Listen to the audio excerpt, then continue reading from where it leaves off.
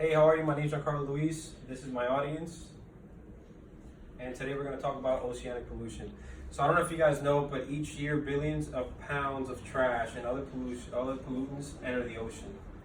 Especially, here's a picture of the pollutants in the ocean. Have you guys ever seen anything like this in the oceans where you guys are from? I know I have. I'm from New York City, and I've seen things like this in Orchard Beach and other beaches around New York, and it's really, really disturbing and kind of disgusting. So this is really just about how to the ways to prevent this and to be self-aware of what we're doing. So personal trash. So when you guys are walking around and go to the beach, so we live here in Hawaii, so when you guys go to the beach and you just drop a soda can or a bottle of water, you really don't think about it. Even though there's a trash can maybe a few feet away, you don't really think about the fact that the wind can carry that into the ocean, right? And it could end up in a fish's mouth, it could end up in a mammal like a dolphin or a whale. We do have dolphins and whales around Hawaii, and turtles that inhale this type of stuff and they die. And I know that you guys have been to the beach and seen the sea turtles come into the beach, and they're beautiful. And the fact that there's a rule in Hawaii that we can't even touch them. There's a reason for that, because they want to protect sea life. That the protection of sea life is their utmost importance. So there's a lot of effects to the pollution in the oceans. Things like the carbon cycle. So this here is the carbon cycle, and it basically means, what it's showing is how the earth cycles carbon around it and how it produces life, and how it's just one big cycle that produces life and takes away and everything like that. So what happens is, with the addition of more carbon into the atmosphere, too good of a thing or too good of a bad thing, or too much of a good thing or too much of a bad thing, or just the equal bad. So too much carbon in the carbon cycle kind of messes everything up.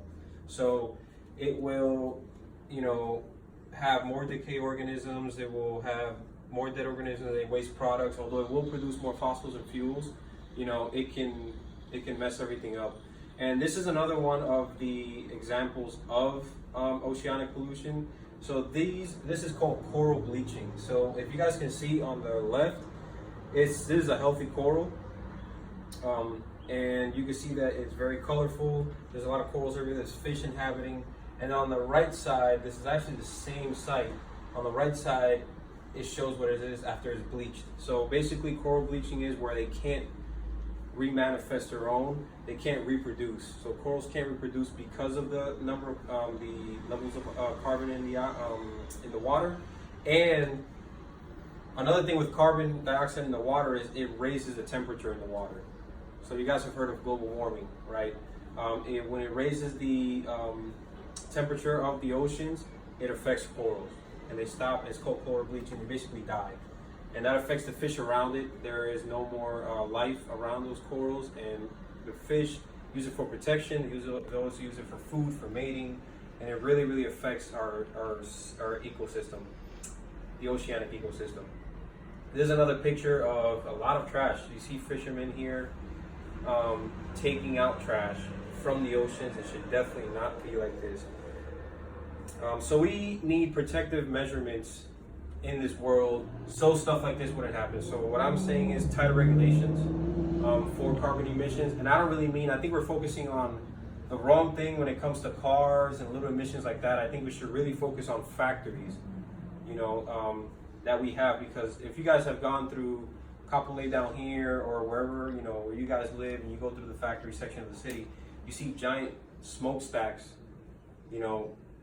bringing in more carbon, introducing more carbon to the atmosphere, and that's in turn, raising oceanic temperature, which is in turn melting polar ice caps and everything like that, and that can actually affect us a lot. So good thing, an interesting fact, 72% of the world is covered by the oceans. Not only that, it provides 97% of the water that we use.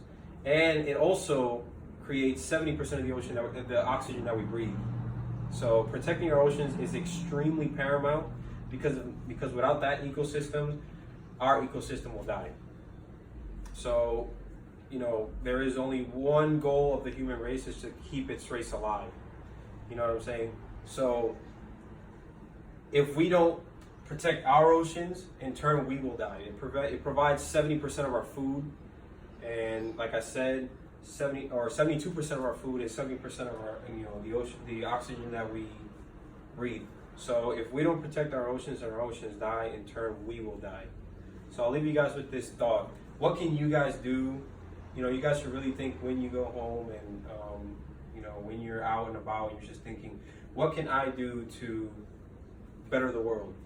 Because in turn, your success is measured by how many people are better off because you live. So if you can, help our oceans and protect them, then in turn we can keep humanity alive and all of our ecosystems provided, protected and together. So with that being said, that was my speech on oceanic pollution. Thank you guys for being here. I really appreciate it.